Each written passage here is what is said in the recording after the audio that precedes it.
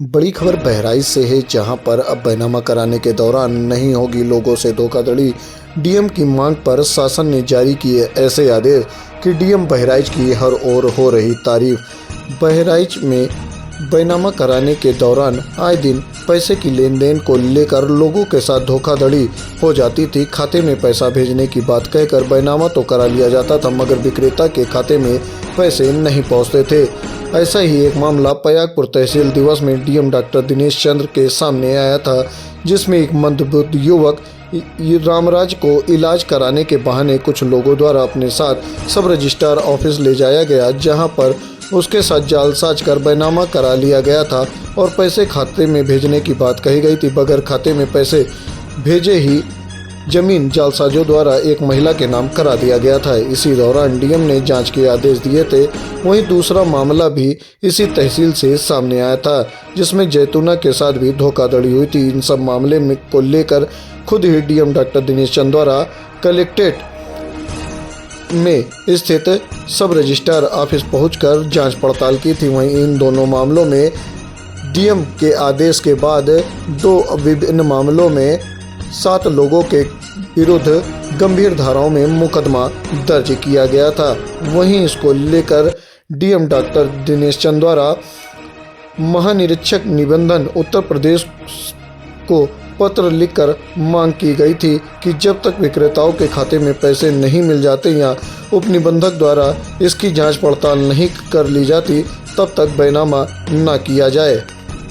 DM Bahraich की इस मांग को मानते हुए शासन द्वारा उत्तर प्रदेश के सभी जिलाधिकारियों व उपनिबंधकों को पत्र जारी किया गया है और उनके द्वारा ये भी कहा गया है कि जब तक जांच पड़ताल न कर ली जाए तब तक बैनामे न हो। वहीं इस कार्य को लेकर डीएम की हर ओर तारीफ हो रही है। ये संपूर्ण समाधान दिवस पर 2 शिकायतें प्राप्त हुई, जिसमें एक व्यक्ति रामराज पुत्र श्री जगदीश मंद बुद्धि का व्यक्ति था।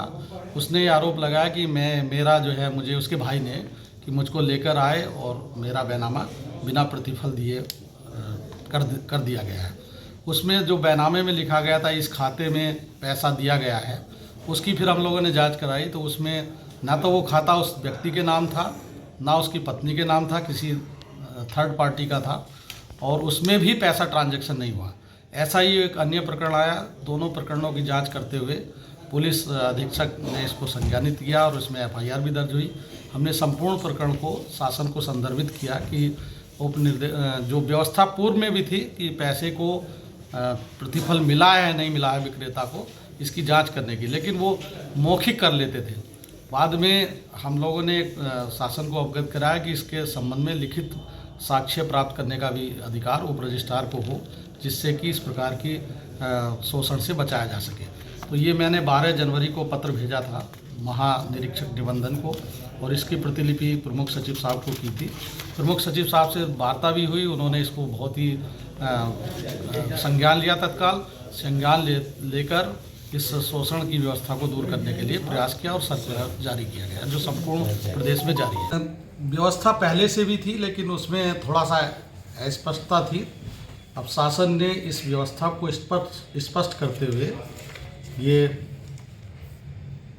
अभी 12 जनवरी 2023 को एक सर्कुलर जारी किया है, जो समस्त एआईजी को निर्देशित किया और समस्त उप जिलाधिकारी जो भी संबंधित सब रजिस्ट्रार हैं उनको ये स्पष्ट रूप से कहा है।